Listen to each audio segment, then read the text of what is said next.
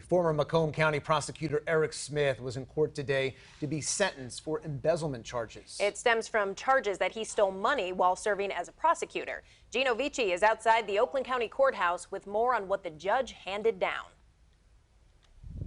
4 years probation and $25,000 restitution to be exact. Former Macomb County Prosecutor Eric Smith, after his sentencing today, says this is the first time he's been able to speak freely since being indicted 5 years ago, and says he's finally glad this is all over. For those of us who are doing everything possible to abide by the law, be ethical, be moral, it just takes one person to taint us all. Oakland County Judge Nancy Grant admonishing former Macomb County Prosecutor Eric Smith during his sentencing today inside an Oakland County courtroom. Smith, already on probation for a federal conviction, has 17 months remaining on that term. And today Judge Grant tacked on another 4 years and required Smith to pay $25,000 in restitution, 750 hours of community service, and even has to forfeit a portion of his pension. Outside the courtroom after sentencing, Smith offered an explanation regarding the embezzlement charges and even maintained that he did nothing wrong, but was then asked why he took a plea deal. This has been hanging over my head and my family's head for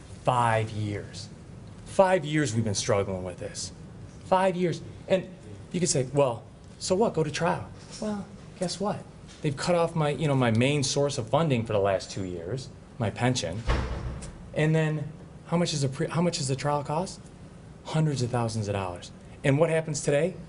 I walk out of courtroom paying $25,000, which is more than I should pay because no money was taken. But then I'm free. This is all behind me.